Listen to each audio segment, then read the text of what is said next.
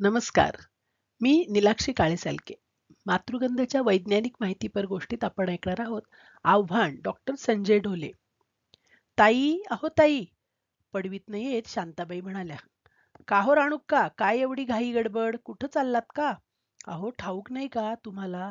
सरपंचांकडे एक मोठे योगी पुरुष येत आहेत म्हणे. सगळे तिकडेच चाललेत. गुरुजी कुठे आहेत? अगं बाई, मला तर माहीतच नाही. हे सकाळच्या गाडीनेच तालुक्याला गेलेत. बरं थांबा, मी आलेच. राजू, सुने, शांताबाई हाक मारीत धावत पळतच आत गेल्या. आतून कुणाचाही प्रतिसाद नाही.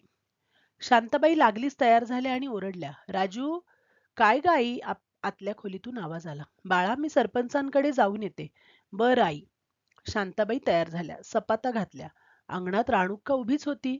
तेवढ्यात राजू हातात पुस्तक घेऊन बाहेर आला. आई, नेमकं कशासाठी चाललीये? अरे बाळा, कुणीतरी योगी पुरुष येणार आहे म्हणे सरपंचाकडे. तिकडेच सगळेजण चाललेत. राजू फक्त हसला. आईचा श्रद्धाळू स्वभाव त्याला माहीत होता. तो म्हणाला, अक्का कुठे आहे? ती पण येते का? अरे नाही, ती गेली आहे कुसुमकडे, आईनं सांगितलं. तू येतोस का रे बाबा? थोरा मोठ्यांचे आशीर्वाद कामी पडतात, राणुक्कानं राजूला विचारलं. राजूनं फक्त नकार दिला. तो हसला. राजू लहान असला तरी प्रगल्भ होता. गावात एक हुशार मुलगा म्हणून त्याचा लौकिक होता. विज्ञान प्रबोधिनीचा तो छात्र होता. आई व राणुक्का चौकाकडे जाऊ लागल्या. प्रत्येक घरातनं थोरा मोठ्यांचा, बाया बापड्यांचा ओघ सरपंचाच्या घराकडे जात होता. बातमी वाऱ्यासारखी पसरली होती. राजू पुनश्च एका विज्ञानावरचं पुस्तक वाचण्यात दंग झाला. राजूला वाचण्याचं भारी वेड होतं आणि विज्ञान त्याचा आवडता विषय होता. भौतिक, रसायन, जीव सगळेच विषय त्याला आवडत होते. पुण्याला आयुका संशोधन संस्थेमध्ये शास्त्रज्ञ असणारा त्याचा किरण मामा त्याला ही बौद्धिक संपदा पाठवित असे. तेवढ्यात अंगणातून आवाज आला. राजू, ए राजू. रमेशचा आवाज ओळखताच वाचतानाच राजू म्हणाला. काय रे राम्या, कुठं निघालास? अरे ये की बाहेर, नुसता वाचत काय बसतो लेका, चल ये. बर आलोच. क्षणात राजू बाहेर होता. तेथे रम्या, सुरेश, कुसुम व अक्का पण होती. अक्का राजूची थोरली बहीण सुनंदा, घरात तिला सुनी म्हणत.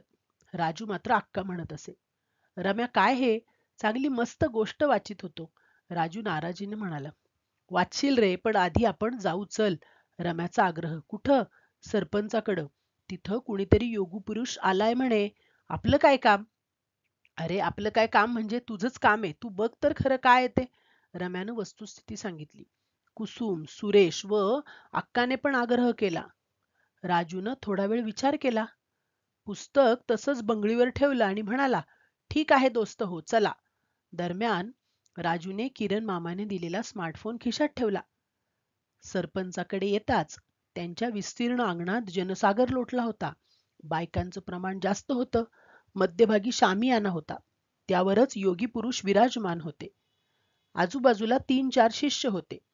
योगी पुरुष काळीभोर दाढी, गोरटेला चेहरा, बांधेसूद देहयष्टी, भगवे कपडे परिधान केलेले, तेजस्वी डोळे, पाहताच कुणावरही छाप पडावी असं त्यांचं व्यक्तिमत्व होतं. लहान मोठे त्यांचे आशीर्वाद घेत होते. योगी पुरुष आपल्या दैवी शक्तीने प्रत्येकावर मनसोक्त उधळण करीत होते. लोक आश्चर्यचकित होऊन नतमस्तक होत होते. डोळे बंद असताना देखील ते काहींची सहजपणे दखल घेत होते. राजूही पाहतच राहिला होता. पण त्याच वेळी त्याच्यातला सजग विज्ञान विद्यार्थी अस्वस्थ होऊ लागला. समोर नेमके काय चालले हेच त्याला कळत नव्हते. तो हळूच म्हणाला, रम्या, हे काहीतरी वेगळंच आहे बरं का. थांब, मी किरण मामाला फोन लावतो. राजूने हळूच खिशातून मोबाईल काढला व कानाला लावला. पलीकडून आवाज आला. हं, बोला भाच्चेराव, काही अडचण? मामा, तसे खास नाही, पण कंसाई गावात सरपंचाकडे एक योगी पुरुष आलेले आहेत. बरेच चमत्कारिक आहेत. आई पण आशीर्वादासाठी आलेली आहे. सारे गाव लोटले. तू फक्त बघत राहा. मी मोबाईल व्हिडिओ कॉलिंगवर ठेवतो. मी काय करतो ते तू बघ. मोबाईल रम्याजवळ देतो. तो दाखवेल तुला सर्व. राजू, तू पण ना? पलीकडून हसण्याचा स्वर आला. राजूची चौकस दृष्टी डॉक्टर किरणला माहीत होती. तोही मोबाईल स्क्रीनवर उत्सुकतेनं पाहू लागला. जनसमुदाय शांत बसला होता. योगी पुरुष उभे राहिले. त्यांनी सभोवार नजर टाकली आणि हात उंचावून त्यांनी गुलाल उधळला. सारे अवाक झाले. योगी पुरुष एक एक चमत्कार दाखवू लागले. फक्त पाण्याच्या ग्लासात करंगळी बुडवताच रंग बदलू लागले. निळे, पिवळे, हिरवे. योगींनी स्वतःची नाडी बंद करून दाखवली. उपस्थित डॉक्टराने तपासून निर्वाळाही दिला. जिभेतून आरपार सुई जाऊ लागली. तसे उपस्थित कळवळू लागले, हात जोडू लागले. दूरवरची वस्तू हलू लागली. योगी पुरुषांचा जय जयकार होऊ लागला. राजू वेगाने तेथून बाहेर पडला व घरी आला. क्षणात त्याने काही गोष्टी खिशात टाकल्या आणि पुनश्च सरपंचाच्या वाड्यावर हजर झाला. तेव्हाही योगी पुरुषांचा जय जयकार होतच होता. रम्या म्हणाला, राजू कुठं गेला होतास? अरे हा खरंच योगीच दिसतो. राजू शांतच राहिला. किरण मामाही स्क्रीनवर हे पाहतच होता. त्याच वेळी राजूची घालमेल त्यांच्या नजरेतून सुटली नव्हती. शेवटी योगी पुरुषानं हातातून एक भुकटी उडवून अंतर्धान पावले होते. तेथे त्यांना न पाहून सारे स्तंभित झाले. तेथे योगी पुरुष नव्हते, पण थोड्याच वेळात ते पुनर्स्थापित झाले. सगळ्यांनीच हात जोडले. पुन्हा जय जयकार झाला. योगी पुरुष स्थानापन्न झाले. सर्वत्र शांतता होती. सर्वजण भक्तिभावानं हात जोडून नतमस्तक होते. तेवढ्यात राजूचा आवाज त्या शांत वातावरणात घुमला. थांबा. राजू वेगाने जनसमुदाय चिरत शामियान्यावर पोचला. गावकरी सावध झाले. रम्याने कॅमेरा त्याच्यावर केंद्रित केला. राजू ओरडला, माझ्या आया, बहिणी आणि भावांनो, मी तुमच्यापेक्षा लहान असलो तरी जाणता आहे. हे चमत्कार वगैरे नसून ही निव्वळ फसवणूक आहे, भोंदूगिरी आहे. राजूचे बोल ऐकताच योगी पुरुष लालबुंद झाले. क्रोधित स्वरात सरपंचांना म्हणाले, कौन है ये बच्चा? मैं इसे यहां से अभी गायब कर दूंगा. संभालो उसे. मेरा क्रोध न बढ़ाओ. हमें ढोंगी कह रहा है. शांताबाई हादरल्या होत्या. त्यांनी राजूला हाका मारून पाहिल्या, पण आवाजच पोचत नव्हता. साधू बाबा, मी पण तुम्हाला गायब करू शकतो. तुमच्या एक एक चमत्काराचे उत्तर मी देणार आहे. सरपंच व इतरांनी राजूला समजावून पाहिले, पण राजू ऐकत नव्हता व योगी पुरुषही ईर्षेला पेटला होता.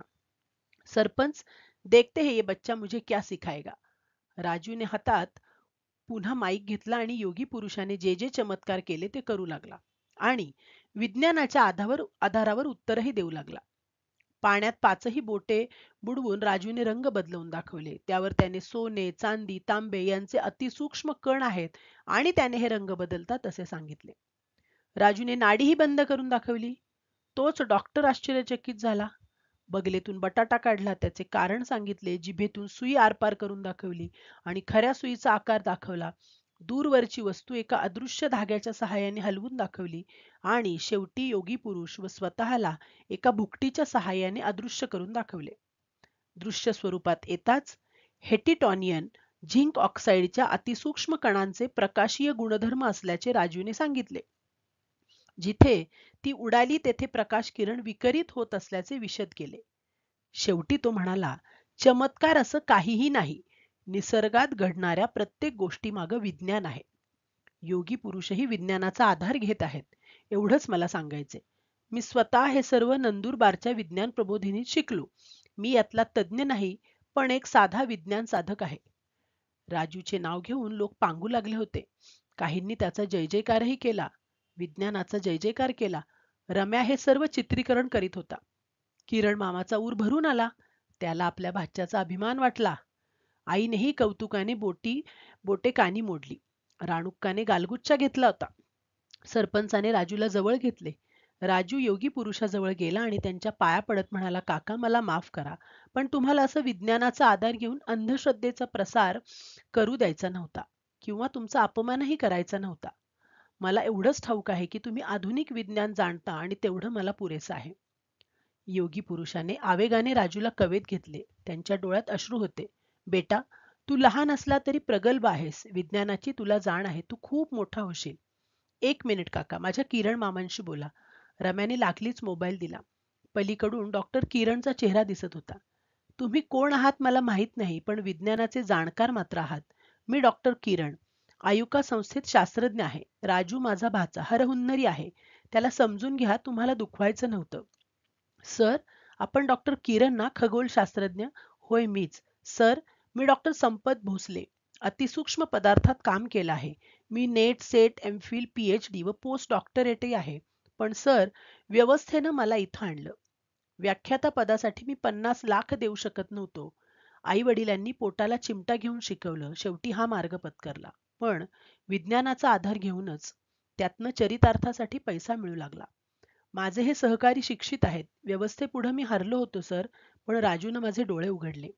नाही मित्रा, तूच खरं तर माझे डोळे उघडले. शिक्षण क्षेत्रातील भ्रष्ट यंत्रणेनं तुझ्यासारखे उच्च शिक्षित आज रस्त्यावर आहेत. एक काम कराल? काय सर? माझ्या एका प्रोजेक्टवर जॉईन व्हाल? मी तुम्हाला संशोधक म्हणून घेत आहे. जॉईन मी. तुमच्या सहकाऱ्यांचंही मी बघतो. डॉक्टर भोसले स्तब्ध झाले. घळाघळा डोळ्यातून अश्रू वाहू लागले. राजूने त्यांना सांभाळले. लोक पांगले होते. जे काही होते ते हळहळले. राजूचे कौतुक करू लागले. सरपंचांनी शाबासकी दिली. फिरके गुरुजी रात्री आले होते. त्यांच्या कानावर पडताच राजूला त्यांनी आवेगानं आलिंगन देऊन कवटाळले होते. विज्ञानाने शेवटी राजूच्या माध्यमातून सगळ्यांनाच दिशा दाखवली होती. धन्यवाद.